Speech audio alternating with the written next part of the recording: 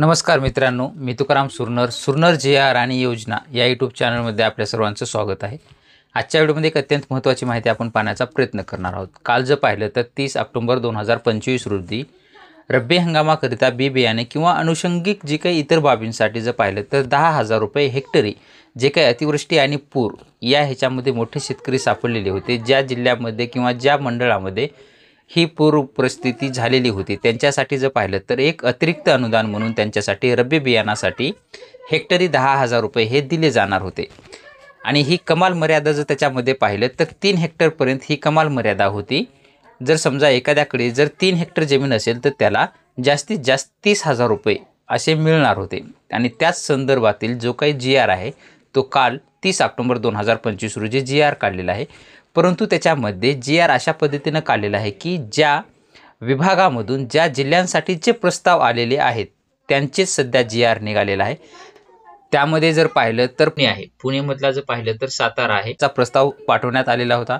त्यानंतर जर पाहिलं तर नाशिक विभागामधून नाशिक, धुळे, नंदुरबार, जळगाव, अहिल्यानगर या 5 जिल्ह्यांमधून प्रस्ताव दाखल करण्यात आलेले होते। आणि त्यानंतर अमरावती जिल्ह्यामधून अमरावती जिल्ह्याचा जो काही अमरावती विभागामधून अमरावती जिल्ह्याचा एक प्रस्ताव सादर करण्यात आलेला होता।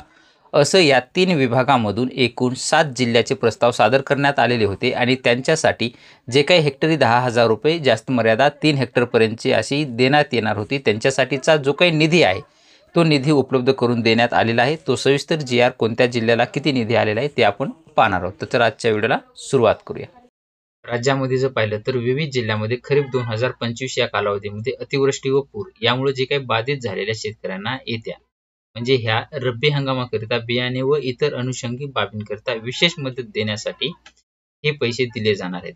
हा जी आर जर पाहिलं तर त्याच्यामध्ये पाहू शकता की 30 ऑक्टोबर 2025 चा हा जी आर आहे। आणि त्याच्यामध्ये काय सांगण्यात आलेलं आहे पाहू शकता। ह्याच्यामध्ये थोडक्यामध्ये जून ते सप्टेंबर 2025 या कालावधीमध्ये जे काही मोठ्या प्रमाणामध्ये अतिवृष्टी पूर वगैरे नुकसान झालेलं होतं, त्याच्यामध्ये मोठ्या प्रमाणात हे झालेलं होतं, त्यांच्यासाठी इथं देण्यात आलेलं आहे। त्या अनुषंगानं ज्या शेतकऱ्यांना अतिवृष्टी पूर इत्यादीमुळे राष्ट्रीय नैसर्गिक आपत्ती म्हणजे NDRFच्या प्राधिकरणाच्या निकषानुसार नुकसान भरपाई देय ठरते, अशा शेतकऱ्यांना येत्या रब्बी हंगामामध्ये बियाणे व इतर अनुषंगिक बाबींकरिता विशेष पॅकेजमध्येच प्रति हेक्टरी 10,000 रुपये जास्त मर्यादा जर पाहिले त्याच्यामध्ये तर 3 हेक्टर मर्यादेमध्ये ही मदत दिली जाणार आहे।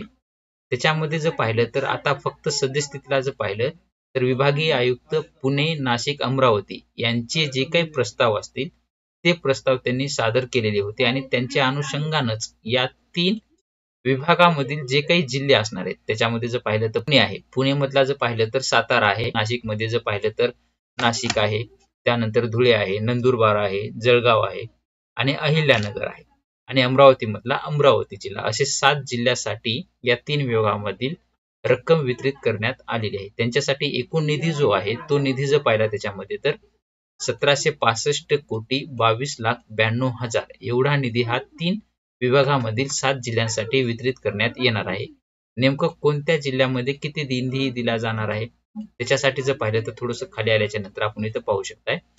इथं जे काही देण्यात आलेले आहेत पुणे आहे, पुणेमधला जर पाहिलं तर सातारा आहे, सातारामध्ये जर पाहिलं तर एकूण रक्कम जी काही बाधित शेतकरी संख्या इथं दिलेली आहे 14,643 आणि इथं त्याच्यामध्ये 5,80,36,000 इतकी रक्कम ही पुणे विभागामध्ये सातारा जिल्ह्यासाठी देण्यात आलेली आहे।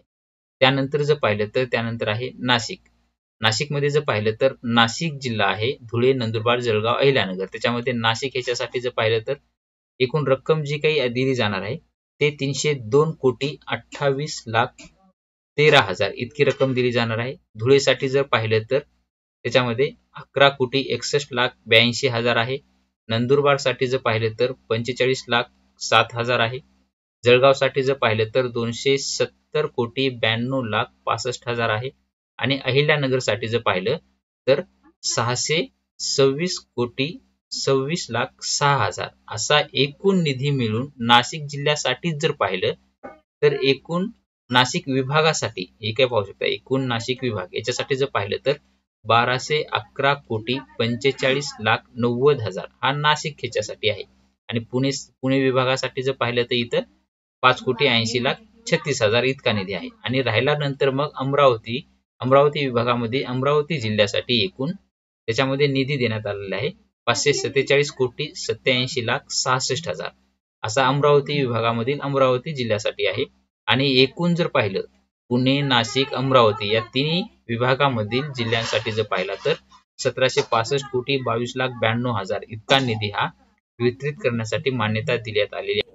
तर अशा पद्धतीने हे संपूर्ण जे काही अनुदान देण्यात आलेलं आहे 1765 कोटीच्या आसपासचं ते अनुदान आता जे काही पात्र लाभार्थी असतील या 3 विभागामधील जे काही जिल्ह्यांचे असतील त्यांच्या खात्यावरती लवकरच हे डायरेक्टली त्यांच्या जसं की अगोदर त्यांच्या खात्यावरती जमा करण्यात आलेलं होतं डायरेक्टली डीबीटीद्वारे त्याच पद्धतीने हे अनुदान जमा केलं जाणार आहे। हे एक छोटंसं अपडेट होतं ते आपण देण्याचा प्रयत्न केलेला आहे।